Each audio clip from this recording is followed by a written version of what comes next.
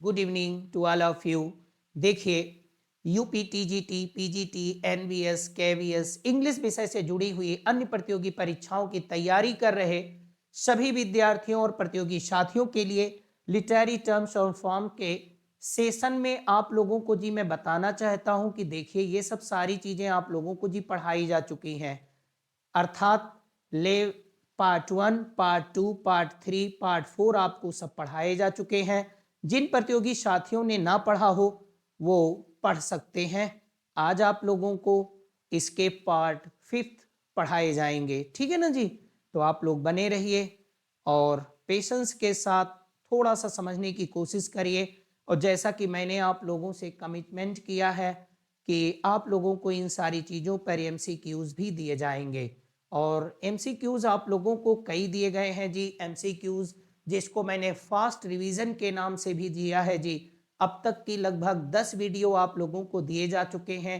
Class 1, class 2, class 3, class 5, इसी तरीके से क्लास 10 आप लोगों को जी दिए जा चुके हैं। जिन भी प्रतियोगी साथियों ने ना देखा हो वो वहां पे जा करके उसको देख सकते हैं और अपनी तैयारी को परफेक्ट कर सकते हैं, ठीक है ना। तो हम लोग अब बढ़ते हैं।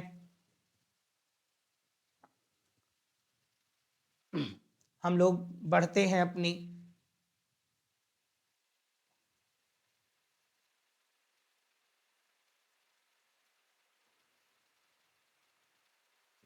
आते हैं। आज हम लोगों को ये पढ़ना है। ये देखिए मॉडर्निज्म। देखिए, आप लोग थोड़ा सा ध्यान दीजिए, फटाफट सारी चीज़ों पे जुड़े रहिए। ध्यान दीजिए।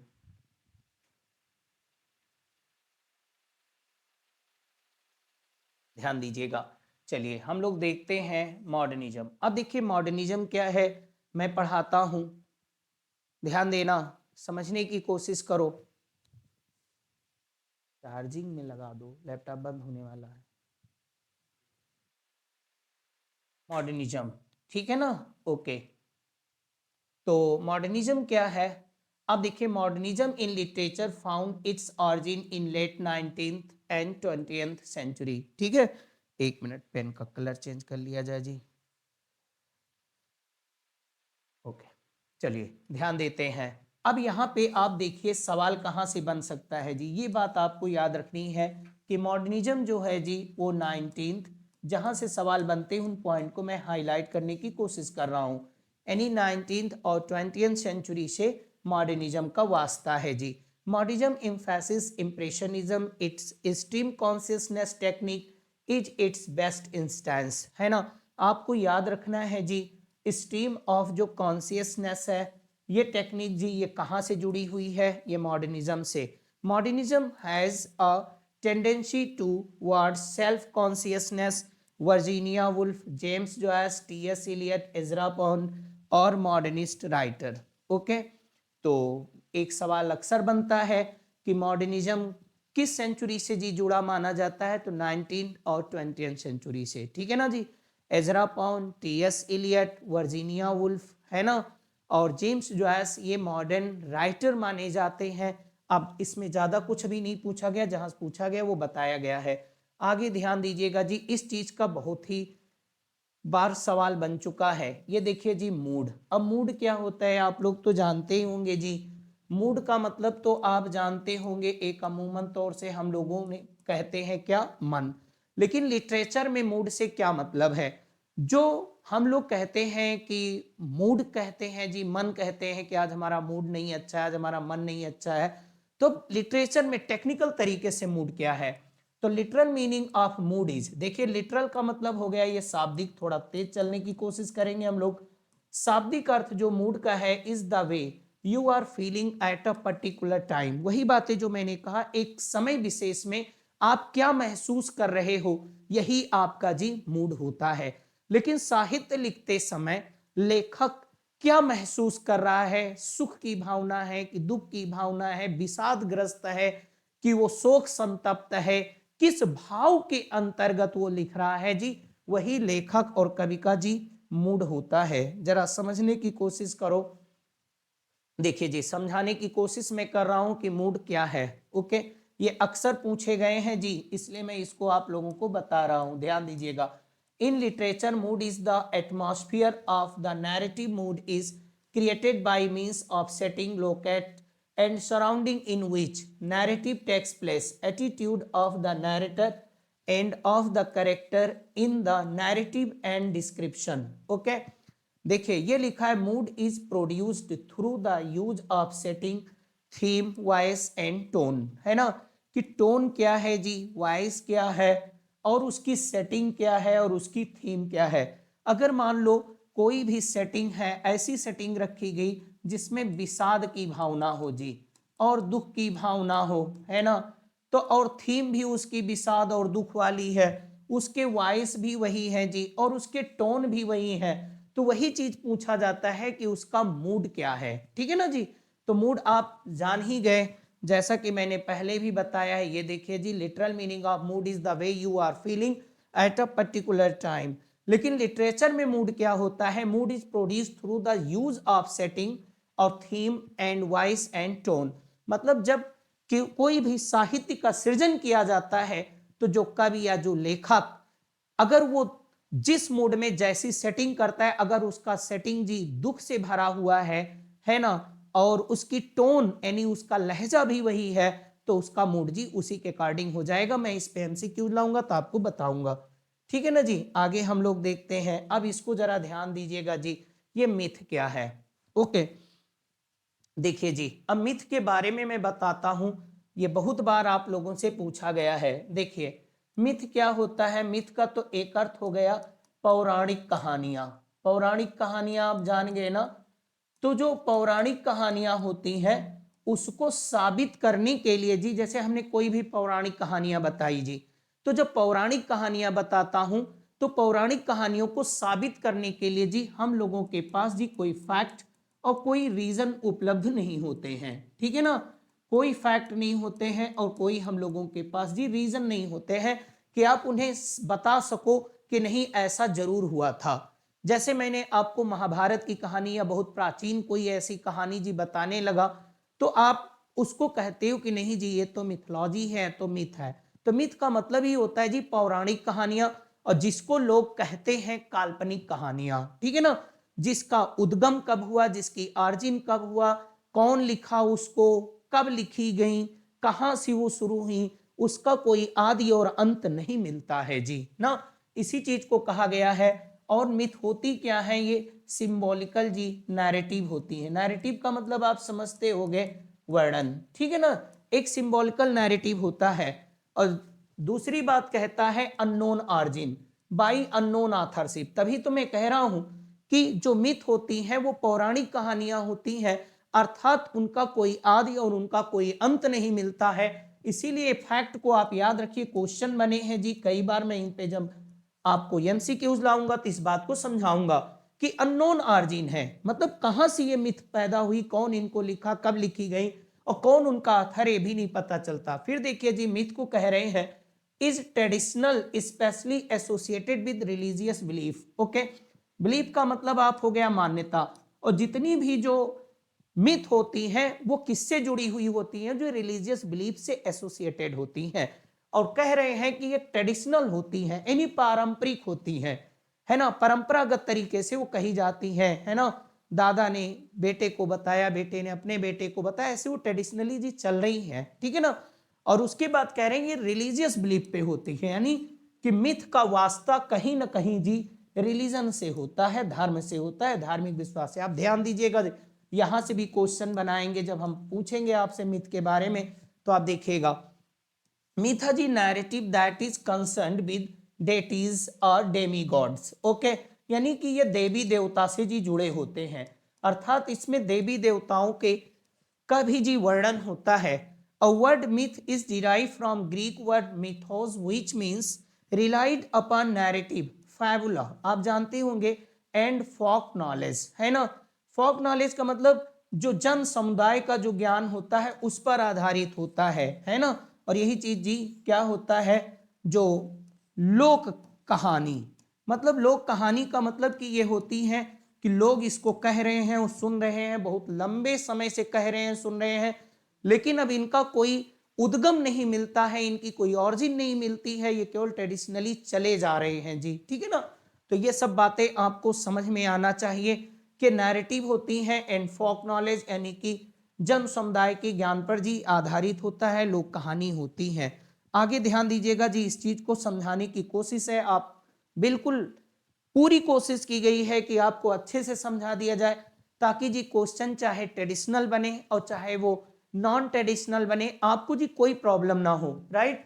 अब देखिए जी, यहाँ पे मैंने बताया है आप लोगों को, myth is somewhat like folklore. अब ये फोकलॉर क्या होती है जी, ये भी होती है जी लोक कहानी, ठीक है ना, ओके। और उसके बाद मैंने कहा Hercules and the lion, ancient Greece. Ancient Greece में आप देखते होंगे एक हरकुलिस और एंड द लायन की कहानी है। The birth of Horus ancient Egypt में कहानी है। Theseus and the Minotaur ancient Greece में है। इंडिया में क्या है, वाल्मीकि कर्स की, वाल्मीकि का जो कर्स है इंडिया में एक मिथ है, ठीक है ना। तो ये सब आपको याद रखना चाहिए। अब मिथ की जो कैरेक्टरिस्टिक है उनमें क्या है जी, आप ऐसे अपने फिंगर पे जी याद रखिए कि अननोन ऑरिजिन है, अननोन आथर होते हैं, एसोसिएटेड विद रिलीजियस बिलीफ होते हैं, डेमी गॉड्स एंड डेटीज होते हैं। याद करने की कोशिश करिए, कोई बहुत बड़ी बात नहीं होती है, समझने की कोशिश करिए। अगर आपने अच्छे से नहीं समझा है तो डेफिनेटली आप इस बात को समझिए कि जब क्वेश्चन जी ट्रेडिशनल बनते हैं तब तो सब कुछ सही होता है, जरा से ट्रेडिशनल क्वेश्चन नहीं बनते हैं जी, तो अगर हमारी समझ अच्छी नहीं होती तो फिर हमारे गेम जी बिगड़ जाते हैं। तो मिथ के बारे में क्या समझना है जी, अननोन ऑरिजिन होता है, अननोन ऑथर होते हैं, मतलब कब इसकी ऑरिजिन हुई, कहां से आया, ये चीज नहीं होती, अननोन ऑरिजिन अननोन ऑथर। फिर कहते हैं एसोसिएटेड विद रिलीजियस बिलीफ ना, कि धार्मिक जो मान्यताएं हैं उनसे जुड़े हुए होते हैं। और उसके बाद कहते हैं कि डेमी गॉड्स और डेटीज यानी देवी देवताओं से भी ये जुड़े हुए होते हैं। और दूसरी चीजें होती हैं ये ट्रेडिशनल होती हैं, ठीक है ना जी, ट्रेडिशनल होते हैं यानी एक पीढ़ी से दूसरी पीढ़ी, दूसरी पीढ़ी से तीसरी पीढ़ी, तीसरी से चौथी पीढ़ी, ऐसे ये रन कर रहे हैं, ठीक है ना। और इनके पास इनको सही या गलत साबित करने के लिए कि ऐसा था कि नहीं था, इस कहानी सत्य घटना पर है क्या, सत्य घटना पर, हमारे लोगों के पास कोई फैक्ट नहीं होते हैं जी, ठीक है ना। इसलिए इनको मिथ को हम लोग जी कहते हैं पौराणिक कहानियां। ओके, आगे हम लोग बढ़ते हैं। अब जब मैं आपको क्वेश्चन आंसर दूंगा तो इसके बारे में हम लोग ज्यादा बातें करेंगे। आगे आपके सामने है जी, देखिए निगेटिव कैपेबिलिटी। मैं उन पॉइंट को पढ़ाने की कोशिश कर रहा हूं कि जहां से अब तक जी टीजीटी पीजीटी में क्वेश्चन बन चुके हैं। निगेटिव का मतलब आप तो समझते होंगे, ऐसे समझ लो नकारात्मक। अब नकारात्मक हो गया, और कैपेबिलिटी का मतलब जी योग्यता कह लो, और कहते हो क्षमता। कुल मिला के क्या मतलब हो गया, नकारात्मक क्षमता। ओके, तो ये नकारात्मक क्षमता क्या है, निगेटिव कैपेबिलिटी, इस पे आज तक सवाल कहां कहां से बने हैं, ध्यान दीजिएगा। तो कहते हैं किट्स क्वाइन, पहला सवाल आज तक यहीं से बना है, निगेटिव कैपेबिलिटी को क्वाइन किसने किया। इस फैक्ट को ऐसे पढ़ा जाता है जी, ऐसे याद रखो, सवाल जहां जहां बने उन्हें अपनी फिंगर पर लाने की कोशिश करो, ठीक है ना। तो निगेटिव कैपेबिलिटी को क्वाइन किसने किया, पहला सवाल यही बनेगा, हु क्वाइन निगेटिव कैपेबिलिटी। तो आपका जवाब होना चाहिए किट्स ने जी क्वाइन किया, ठीक है। Keats coined the term negative capability in the letter. और दूसरा सवाल यहां बनेगा जी, कब किया और कहां किया, who coined the negative capability and where, और कहां किया, ठीक है ना जी। तो निगेटिव कैपेबिलिटी को किट्स ने क्वाइन किया, और कहां किया, in a letter to his brother George and Tom, अपने भाई जॉर्ज और टॉम को एक ब्रदर में किया। और कब किया जी, ये भी देखिए, यहां से भी सवाल, इन सब पॉइंटों को जी याद रखने की कोशिश करो। ऑन 22 दिसंबर इन 1817। देखिए क्वेश्चन नंबर 3। ओके, अब फिर आप मेरी स्पीच को सुनते रहिए जी, टाइम थोड़ा दीजिए, थोड़ा पेशेंस रखिए। पहला सवाल बनेगा, who coined the negative capability, तो किट्स ने किया। किट्स ने कहां किया जी, in a letter to his brother, अपने भाई को पत्र में किया। अब भाई का नाम क्या है जी, जॉर्ज एंड टॉम है। फिर पूछेगा कब किया, तो कब किया जी, ये देखिए जी डेट लिखा हुआ है, 22 दिसंबर 1817 को किया। आगे पढ़िए, Keats use this phrase by being inspired by Shakespeare, और किसके कनेक्शन में जी किया, ये शेक्सपियर के कनेक्शन में किया, यानी शेक्सपियर के जो वर्क है, यानी जॉन किट्स ने इस बात को पाया कि निगेटिव कैपेबिलिटी की क्षमता, निगेटिव कैपेबिलिटी सबसे ज्यादा किसके अंदर थी जी, तो शेक्सपियर के अंदर अंदर में थी, ठीक है ना। यानी शेक्सपियर निगेटिव कैपेबिलिटी का धनी था। अब शेक्सपियर निगेटिव कैपेबिलिटी का धनी था, इस बात से क्या मतलब है समझिएगा। ही डिस्क्राइब्स, वो वर्णन करता है, इट इसे एज बीइंग इन अनसर्टेनिटीज, अनिश्चितता, मिस्टीरियस, रहस्य, डाउट्स जो संदेह है, विदाउट एनी इरिटेबल, बिना किसी चिड़चिड़ाहट के, reaching after fact and reason. यानी जॉन कीट्स कहते हैं कि शेक्सपियर के पास निगेटिव कैपेबिलिटी थी, अर्थात शेक्सपियर के पास जो निगेटिव चीजें हैं, ओके, जैसे कि अनसर्टेनिटीज यानी कि अनिश्चितता, रहस्य, संदेहों को वो स्वीकार कर लेता था, irritable, reaching after fact and reason, okay, after fact and reason, okay, यानी जो भी तथ्य और रीजन के बिना भी उन सारी चीजों को जी वो स्वीकार कर लेता था। यही चीजें जो शेक्सपियर के पास निगेटिव कैपेबिलिटी थी, ठीक है ना। अब इसके बारे में हम ज्यादा नहीं बताएंगे, और हम आपके जब एमसीक्यूज कराएंगे तो बताएंगे आपको, ओके। यहाँ पे जी ध्यान दो, ओडिपस कॉम्प्लेक्स। ओडिपस कॉम्प्लेक्स क्या है, सरल भाषा में आप समझे रहो जी। ओडिपस कॉम्प्लेक्स क्या है जी, कॉम्प्लेक्स को तो आप समझते होंगे जी, मनोवृत्ति, मनोवृत्ति आप समझते होंगे कॉम्प्लेक्स, जैसे कि जी इंफीरियरिटी कॉम्प्लेक्स, सुपरियरिटी कॉम्प्लेक्स ना, श्रेष्ठता की भावना है ना, और उसके बाद कहते हैं इंफीरियरिटी कॉम्प्लेक्स, हीनता की भावना, ठीक है ना, ओके। तो ये बात होती है, वैसे एक ओडिपस कॉम्प्लेक्स है। ओडिपस कॉम्प्लेक्स होता क्या है, यानी इसको आप ऐसे समझ जाओ, पुत्र का अपनी माता के प्रति, अपनी माता के प्रति कामुक आकर्षण, है ना, ओके। जब कोई पुत्र अपनी माता के प्रति ही सेक्सुअली अट्रैक्ट होता है, सेक्सुअली उसके प्रति जी अट्रैक्शन रखता है, इसी चीज को सिगमंड फ्रायड ने जी क्या कहा है, ओडिपस कॉम्प्लेक्स। मैं ये ज्यादा बातें नहीं करूंगा कि सिगमंड फ्रायड ने क्या कहा था, बस यही पूछा गया है कि ओडिपस कॉम्प्लेक्स। अब आप हमें बताइएगा ओडिपस कॉम्प्लेक्स जी हम लोग ज्यादातर किस नॉवेल में देखे हैं, इसको आप लोग बताइएगा, ध्यान दीजिएगा।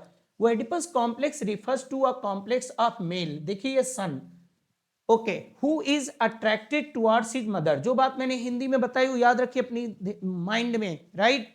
यानी पुत्र का माता के प्रति जी ज्यादा लगाव, यानी उसका जो एक सेक्सुअल अट्रैक्शन होता है उसके प्रति वो ज्यादा लगाव रखता है ना, ओके। तो mother sexually, we can define Oedipus complex as sexual attraction of a son, देखिए जी एकदम साफ साफ लिखा है, और टुवर्ड्स हिज मदर, यानी ओडिपस कॉम्प्लेक्स को हम डिफाइन कर सकते हैं, we can define that Oedipus complex is sexual attraction of a son towards his mother.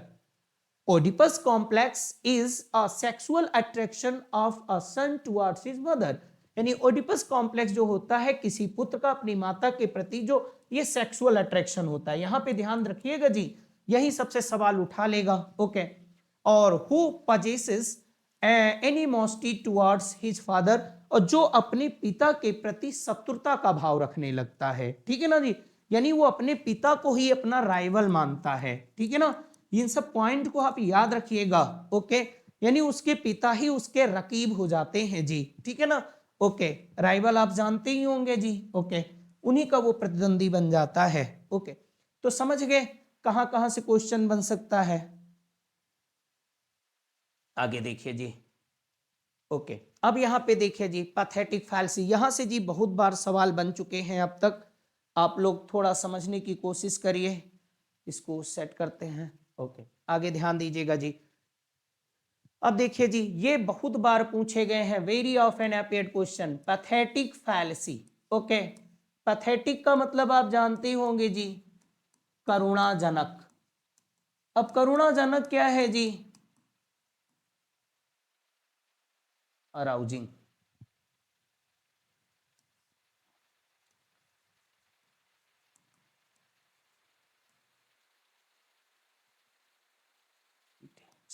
Okay, ध्यान दीजिए, ओके। पैथेटिक फैल्सी, अब देखिए पैथेटिक फैल्सी में क्वेश्चन कहां कहां से बने हैं।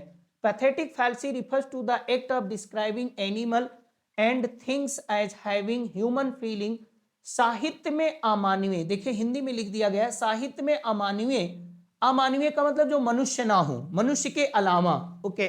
अर्थात पशुओं एवं वस्तुओं में मानवीय गुण दर्शाना। और मानवीय गुण कौन से हैं जी? है जी, दया है, ये सब मनुष्य में ही होता है। दया है, क्षमा है, और क्रोध है, और करुणा है, प्रेम है, भय है, विषाद है। ठीक है ना। अब हम लोग कुल मिला के पैथेटिक फैल्सी को अपने माइंड में कैसे याद रखेंगे, जरा ध्यान दो। क्लियर? समझ में आया कि नहीं आया? पशुओं, हिंदी में ऐसे याद रखना जी, अंग्रेजी में भी याद रखते हो, पशुओं अथवा वस्तुओं में मानवीय मानवीय गुणों को दिखाना। क्लियर? पैथेटिक फैल्सी क्या है जी? इतना याद अपने दिमाग में आपको रखना है कि पैथेटिक फैल्सी का मतलब ही होता है कि जब कोई भी कवि या कोई लेखक अपनी साहित्यिक रचना में, किसी भी रचना में, जब वो पशुओं में अथवा वस्तुओं में मानवीय गुण दिखा देता है, ठीक है, तो उसको हम लोग कहते हैं पैथेटिक फैल्सी। ठीक है ना। अब आप ये देखेंगे कि इसका कुछ कुछ आप लोग पाएंगे कि तो जी होने जा रहा है फिगर ऑफ स्पीच में, जिसको हम लोग कहते हैं पर्सोनिफिकेशन। तो पर्सोनिफिकेशन से थोड़ा सा नजदीक है, लेकिन थोड़ा सा माइन्यूट डिफरेंस है। I will explain this point later to all of you, right. तो जब वस्तुओं में या जानवरों में मानवीय गुण को दिखाया जाता है तो उसी को पैथेटिक फैल्सी कहते हैं। देखिए जी, बताया गया है pathetic fallacy refers to the act of describing animal. इसको आप आराम से जी अच्छे से पढ़ के रखिए, ठीक है, क्योंकि जब भी अब पूछे जाते हैं क्वेश्चन तो वो पारंपरिक तरीके से नहीं पूछे जा रहे हैं, उनको काफी जी डिस्क्राइब करके, काफी घुमा के पूछने की कोशिश की जाती है। अगर आप सही से नहीं पढ़े हैं, कोशिश नहीं किए हैं, तो आप नहीं बता सकते। Pathetic fallacy refers to the act of describing animals और things as having human feelings. ये ह्यूमन फीलिंग्स याद रखो ना। इन शॉर्ट, इसको पढ़ लो आराम से। In short we can define pathetic fallacy as presentation of human trait. यानी कि संक्षेप में कह सकते हैं कि जो पैथेटिक फैल्सी होती है वो ह्यूमन ट्रेट का प्रेजेंटेशन होता है इन इन ह्यूमन थिंग्स और एनिमल। ये देखो जी, इन ह्यूमन अमानवीय चीज और एनिमल, वही बातें हो रही हैं कि pathetic fallacy is presentation of human quality in in human things और एनिमल, राइट। मतलब जानवरों में या इन ह्यूमन थिंग्स अर्थात वस्तुओं में जो ह्यूमन क्वालिटी है, यानी कि जो दया, क्षमा, विषाद, शोक की भावना को दिखा देना। जरा एग्जाम्पल को देखिए आप जी। लेकिन सवाल आज तक इसमें सबसे ज्यादा यहां से बने हैं, ये जी, ये मोस्ट इंपॉर्टेंट। अगर कभी भी सबसे ज्यादा बार क्वेश्चन बने हैं तो यहीं से बने हैं कि who coined the pathetic fallacy. Pathetic fallacy को क्वाइन किसने किया जी?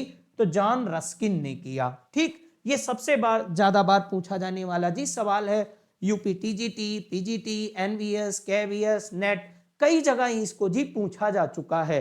लेकिन अब इसका यह मतलब नहीं है हम केवल इतना ही जान के बैठने की पैथेटिक फैल्सी जी केवल जॉन रस्किन ने क्वाइन किया, बस हमारा काम सिद्ध हो गया। नहीं जी। क्यों? इसका यह मतलब हुआ कि हम लोग अपने आप को सिर्फ ट्रेडिशनल पैटर्न पे, पेपर की सेटिंग या ट्रेडिशनल पैटर्न पे हम अपने आप को तैयार कर रहे हैं। थोड़ा से अपने ज्ञान को डीप भी करिए, हर एक पॉइंट को समझिए कि पैथेटिक फैल्सी है क्या। Pathetic fallacy is presentation of human quality in human things और animal. It was coined by John Ruskin. इसको जॉन रस्किन के द्वारा जी क्वाइन किया गया। ओके, आगे आप ध्यान देते हैं। एग्जाम्पल देखो, जैसे यहां पे एग्जाम्पल दिया हुआ है जी, फटाफट आप समझने की कोशिश करो। ओके, जैसे मैंने कहा गया, in Romeo and Juliet, Romeo and Juliet में a lighting before death, O how may I call this lighting, O my love, my wife death that hath sucked, okay, the honey of thy breath. Okay, यानी death. अब बताओ death क्या है जी? यही सब आपसे पूछा जाएगा। इन ह्यूमन थिंग्स है कि नहीं है जी? अमानवीय चीज है, यानी डेथ कोई मनुष्य थोड़े है। ये चूसना, ये कौन चूसता और पीता है जी? चूसना है, पीना है। Sucked the honey of thy breath. Okay, अब बताइए, ये चूसना जो होता है मानवीय गुण है कि नहीं है? चखना, स्वाद लेना, खाना पीना, हंसना, सुख दुख को महसूस करना, ये सब जी ह्यूमन क्वालिटीज है ना। ओके, तो ये सब सारी चीजें दुख। तो अब ये देखिए कह रहा है thy breath, the flowers on the grave, यानी वो फूल ग्रेव पर ड्रॉप्ड गिरे इन सैडनेस, उदासी में। तो बताओ उदास होना किसका गुण है जी? उदास होना, देखिए क्यों यहाँ पैथेटिक फैल्सी, उदास होना मनुष्य का गुण है कि नहीं है? बताइए। अब ये उदास होना किसको कह रहा है? उदास होना कह रहा है फूलों को, फूल उदासी में गिरे। तो फूल जो है जी वो अमानवीय चीज है कि नहीं है? वही बात तो मैं कह रहा हूं कि जो अमानवीय चीज होती है जब उनमें मानवीय क्वालिटी दिखाई जाती है, कह रहे हैं the flowers on the grave dropped, गिरे इन सैडनेस, यानी कब्र पर फूल उदासी में गिरे ना। तो आप समझ गए कि कब्र पर फूल उदासी में गिरे। अरे उदासी में तो हम बैठे रहते हैं, उदासी में तो आप बैठे रहते हैं, हंसते तो आप हैं। हंसना, रोना, शोक, विषाद को महसूस करना जी ह्यूमन ट्रेट है, ह्यूमन क्वालिटी है। अब मैं ये कह दूं, ध्यान देना जी, शहर उदास है। अब मैंने कहा शहर जो है हंस रहा है। अब शहर हंस रहा है तो ये भी शहर हंस रहा है जी, तो ये अलग बात है। तो हंसना तो मनुष्य का काम है, ठीक है ना। समझ में आया कि नहीं आया? ओके, मैंने कहा एवरीथिंग वाज लाफिंग, सब कुछ हंस रहा था, ठीक है ना। तो अब ये सब कुछ हंस रहा था, जैसे मैंने कहा कि शहर की गलियां, शहर के चौराहे सब हंस रहे थे, सब खुश थे। तो शहर की गलियां खुश थी, शहर के चौराहे खुश थे, तो खुश तो मनुष्य होता है, ठीक है ना जी। वही बातें अब ज्यादा मैं नहीं बताऊंगा, अब आप उसको समझिए। आगे कहते हैं, फिर ध्यान देना जी, अब ये पैथोस क्या है जी? ओके, जरा आप ध्यान दीजिएगा। Pathos in literature, the power of performance, description etcetera to produce feelings of sadness और पिटी, है ना। The power of performance, description etcetera to produce feeling. Pathos is an emotional appeal made by writer to cause. अब इसी चीज को कहते हैं जी पिटी, sympathy and सारो। जब कोई लेखक है ना एक पिटी का, सिंपथी का, सारो का जी अपील करता है, okay, it is felt through words, picture and also through gesture. Gesture का मतलब चेहरे की भाव भंगिमा, ओके। जब चेहरे की भाव भंगिमा से या कोई भी पिक्चर से, वर्ड्स से, है ना, और क्या पैदा कर दिया जाता है जी? करुणा पैदा कर दी जाती है, करुणा की, दया की, है ना, सहानुभूति का भाव पैदा किया जाता है साहित्य में, उसी चीज को पैथोस कहा जाता है, ठीक है ना। अब आप हमें कमेंट करके बताइएगा जो टीजीटी और पीजीटी वाले हैं, ठीक है ना, किस लेखक को, किस निबंधकार को कहा जाता है कि वो एक ही साथ हंसता है और एक ही साथ जी रोता है, ठीक है ना।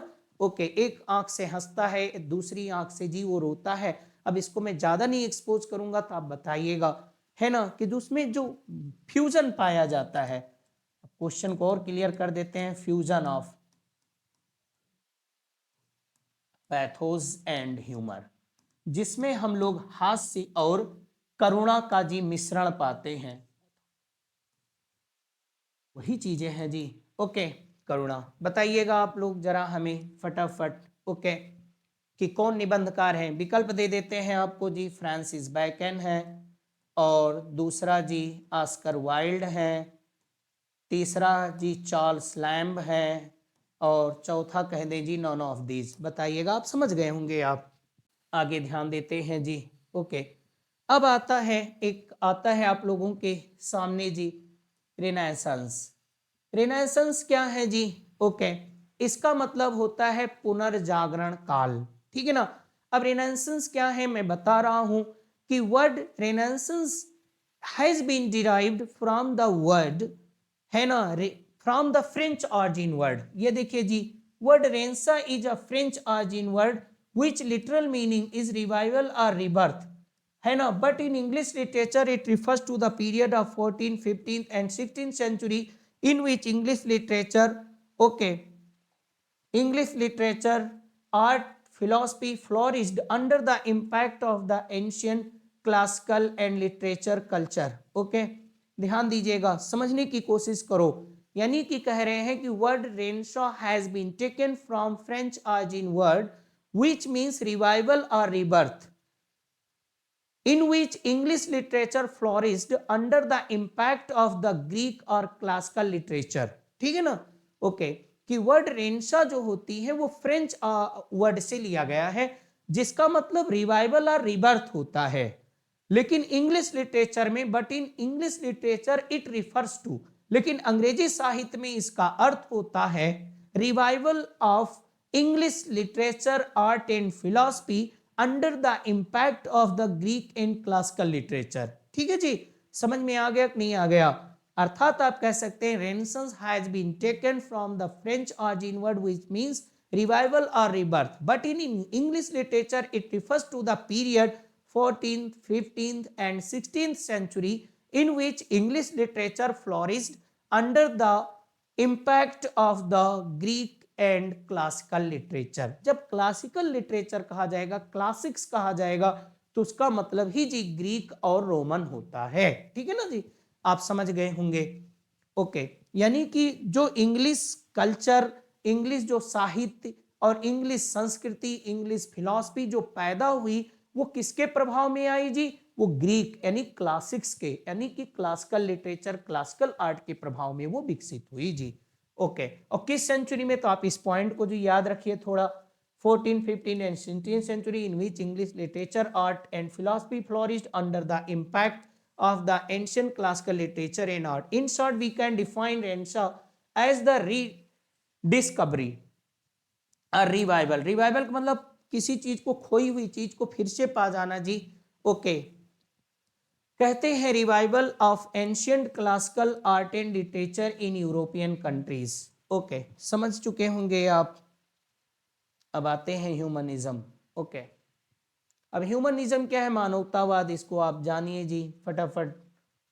ओके, तो कहते हैं new geographical discoveries, invention of printing press, the fall of the Constantinople, the reformation and the translation of Greek and Roman literature are factors of the rise of the Renaissance in European countries, especially in England. Okay.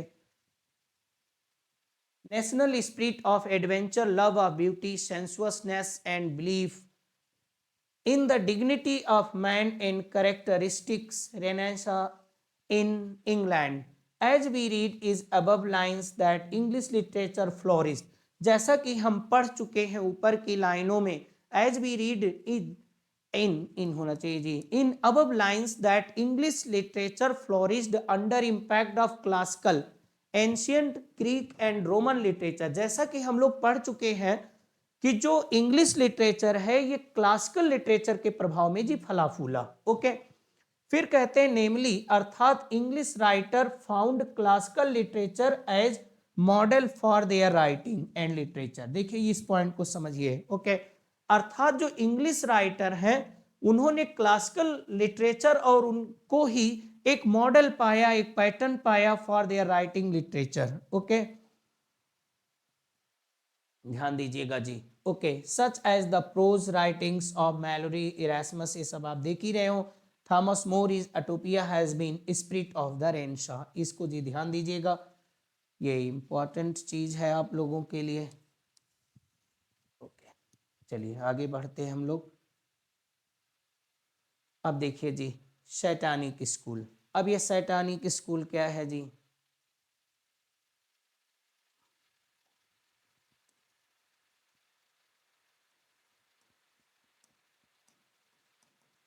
यहाँ पे लिख देते हैं हम लोग satanic school. Okay, satanic school is a derogatory, यह एक जी निंदात्मक है।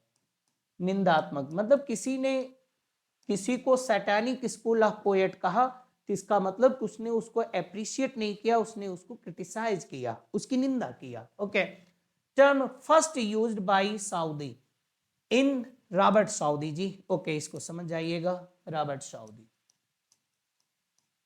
Robert Southey. इन कनेक्शन, ये बहुत बार पूछा गया है, in connection of Byron, Moore, Shelley, Hunt and other poets of 19th century, यानी रॉबर्ट साउदी ने 19th सेंचुरी के कुछ कवियों को, जिसमें नाम किसका है जी? बैरन का, मूर को, सैली को, हंट को, क्या कहा जी? सैटानिक स्कूल ऑफ पोएट कहा। क्यों कहा उनको? कि सैटानिक स्कूल ऑफ पोएट जी क्यों कहा। रॉबर्ट साउदी ने 19th सेंचुरी के कुछ कवियों को सैटानिक स्कूल ऑफ पोट्री कहा जी। क्यों कहा उन्होंने? क्योंकि रॉबर्ट साउदी ने महसूस किया कि पीबी शैले, हंट, बैरन, मूर, ये लोग जो कविता गाते हैं, ये जो लोग कविता का सृजन करते हैं, वो क्रिश्चियनिटी यानी कि ईसाई धर्म के सिद्धांतों की अवहेलना करते हैं और उसका मान मर्दन करते हैं, उसके अकॉर्डिंग नहीं लिखते हैं, ठीक है ना जी, उसका मान घटाते हैं, ठीक है। तो इसीलिए इन्होंने इनको सैटानिक कहा कि नहीं भाई, तुम तो ईसाई धर्म मूल्यों के खिलाफ सारा काम करते हो, ठीक है ना। तो इसीलिए उन्होंने उनको सैटानिक स्कूल ऑफ पोएट्री का। तो क्वेश्चन आज तक कहां से बना है जी? पहली बात तो याद रखिए, सैटानिक स्कूल किसने कहा, सैटानिक स्कूल पोएट्री का कॉन्सेप्ट किसने दिया जी? पहला सवाल इंपॉर्टेंट है, रॉबर्ट साउदी ने। ओके, किसके किसके संदर्भ में कहा जी? बैरन के, मूर के, और क्या है जी, पीबी शैले के, हंट के and others poets of 19th century. Robert Southey applied this term to Byron. देखिए वही बात लिखा गया है कि रॉबर्ट साउदी ने ये टर्म को अप्लाई किया किसके लिए? टू बैरन के लिए, शैली के लिए and the Hunt, because according to him their literary production. वही बातें जो मैंने आपको हिंदी में बताया, क्योंकि उनके अनुसार जो ये 19th सेंचुरी के पीबी शैले, मूर, हंट का जो लिटरेरी प्रोडक्शन था वो क्या था जी? Were characterized by a satanic spirit, pride and radical ideas, और moreover these romantic poets, इससे कहीं ज्यादा romantic poets did not show any respect for Christianity and its moral rules. यही बातें तो मैंने बताया कि रॉबर्ट साउदी ने 19th सेंचुरी के पीबी शैली को, मूर को, हंट को सैटानिक स्कूल ऑफ पोएट कहा, क्योंकि उन्होंने पाया, उनको लगा कि ये सारे कवि जो होते हैं, इनकी साहित्यिक रचना, इनका लिटरेरी प्रोडक्शन, इनकी literary composition does not show any respect, है ना, टुवर्ड्स द क्रिश्चियनिटी, यानी ईसाई धर्म, इसके नैतिक मूल्यों के प्रति वो कोई सम्मान नहीं दिखाते हैं। आ गया समझ में कि नहीं आ गया? ओके, अब आगे आता है, आप लोग पढ़ते रहिए जी फटाफट। ये आपने पता होगा आपको, सॉलिलिक्वी। ये सॉलिलिक्वी क्या है जी? ओके, अब सॉलिलिक्वी क्या है जी, मैं इसको बता देता हूं। सॉलिलिक्वी को आप ऐसे कह लो जी, स्वगत कथन। अब आप हमसे पूछेंगे कि यह स्वगत कथन क्या है? खुद का कथन, है ना। तो सॉलिलिक्वी क्या है? तो सॉलिलिक्वी क्या है जी? यह एक नाटकीय जुगाड़, एक नाटकीय जुगाड़ है, लिटरेरी ड्रामेटिक डिवाइस है जी, जिसमें पात्र मंच पर तेज स्वर में अपने विचार को व्यक्त करता है। समझे रहो दिमाग में, एकदम विचार में व्यक्त करता है। ओके, आपने देखा होगा सॉलिलिक्वी क्या है? सॉलिलिक्वी इज ए ड्रामेटिक डिवाइस। तो एक ड्रामेटिक डिवाइस से क्या करती है ये सॉलिलिक्वी जी? ड्रामेटिक डिवाइस क्या प्रयोग किया जाता है? देखिए, जैसे आपने नाटक देखे होंगे, नौटंकी देखे होंगे, या आपने कोई भी मंच देखे होंगे मंचन करते हुए किसी भी नाटक का, तो उसमें क्या होता है जी कि आज के समय में जब हम लोग जी देखते हैं तो हमको तो पता चल जाता है, पर्दे के पीछे से आवाज आने लगती है। लेकिन जब नाटक होता था, इतनी तकनीक नहीं थी। तो मान लो राजा और रानी दोनों हैं। अब राजा आते हैं और एक बार दर्शकों के सामने कहते हैं कि मैं अब रानी को ढूंढने जंगल में जा रहा हूं, देखता हूं कि रानी कहां है, ठीक है। अब ये बात वो बोल रहे हैं, लेकिन जो दर्शक हैं वो ये बात जान जाते हैं कि ये राजा बोल नहीं रहे, बल्कि राजा क्या कर रहे हैं जी? सोच रहे हैं। तो सॉलिलिक्वी एक ड्रामेटिक डिवाइस है जिसमें पात्र मंच पर आकर तेज स्वर में अपने विचारों को व्यक्त करता है, इस उद्देश्य से ताकि दर्शकों को यह पता चल सके कि उनके दिमाग में क्या चल रहा है, ठीक है जी। यही चीजें आपको मैंने कहा सॉलिलिक्वी होती, जिसने नाटक देखे होंगे उनको समझ में आ गया होगा ना, वो तेजी से बोलते हैं इस बात को आके। तो आप समझ गए ना तो उसी बात को मैं कह रहा हूं कि soliloquy is a dramatic device in which character speaks aloud on stage to make the audience acquaint what is running in his mind, कि उसके दिमाग में जी क्या चल रहा है. Okay, soliloquy is a dramatic device in which character on stage speaks directly, सीधे तौर पे to the audience expressing his inner thought, है ना. मतलब soliloquy is a dramatic device in which character on stage speaks directly to the audience, okay, expressing his inner thoughts, okay, अपने आंतरिक विचारों को व्यक्त करते हुए. क्यों आंतरिक विचार को वो व्यक्त कर रहा है, क्यों वो तेजी से बोल रहा है जी, ताकि दर्शक लोग सुन ले और वो जान ले कि उसके दिमाग में क्या चल रहा है.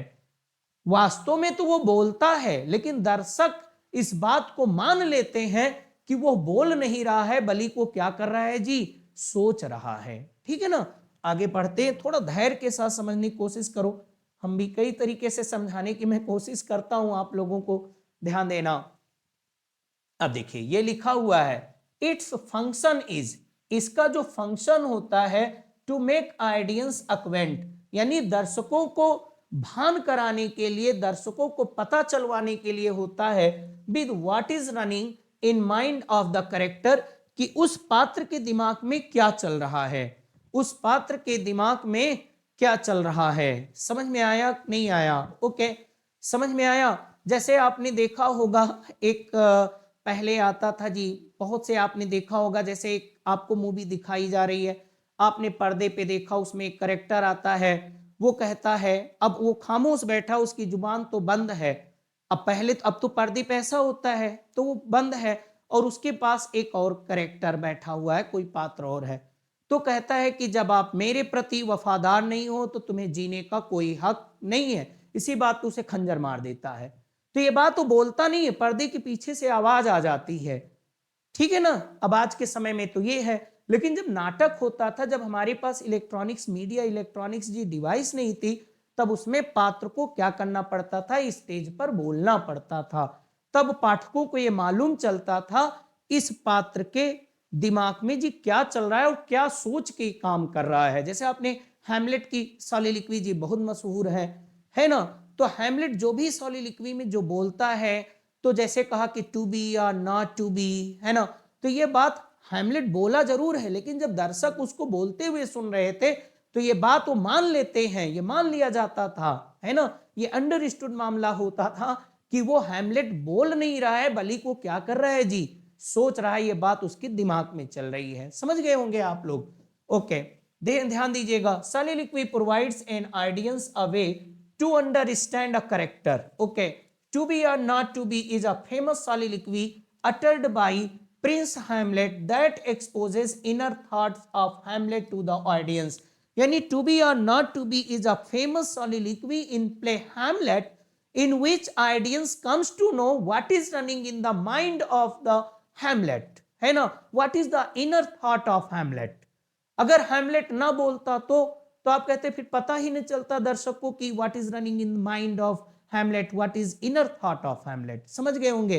अब soliloquy की तरह एक और भी होता है जी, असाइड. अब इसको मैं आपको आगे डिफाइन करूंगा. ठीक है ना. What is the minute difference between aside and soliloquy. Okay, there is minute difference between aside and soliloquy, but this time I do not describe and explain this point.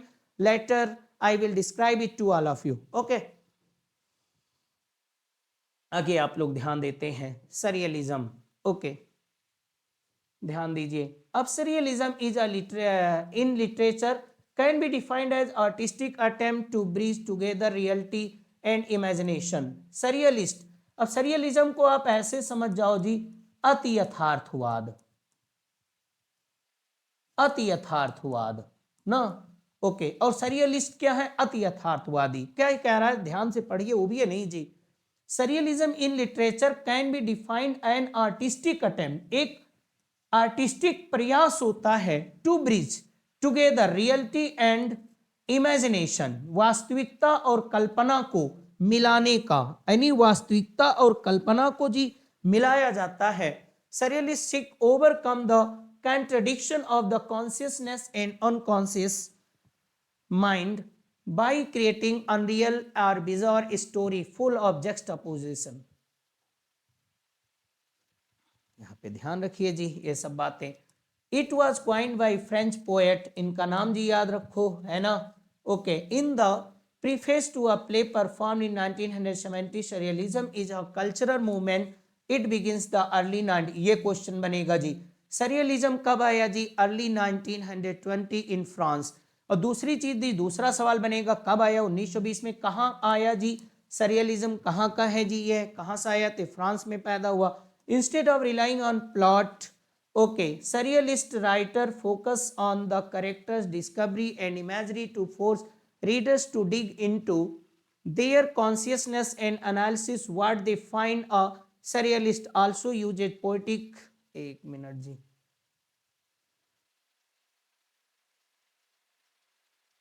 dream like and fantastic stories that often deny logic। Okay, ध्यान देते हैं।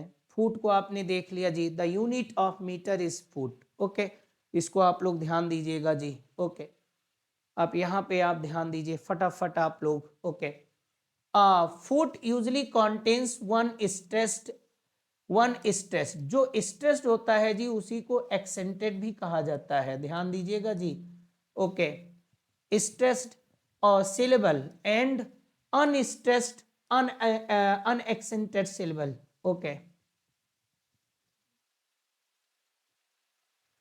the standard types of feet in England English poetry are the iamb, trochee, anapist, dactyl, spondy and pyrrhic। Okay, ध्यान दीजिएगा जी। अब यहाँ पे समझिएगा आप लोग, ठीक है ना।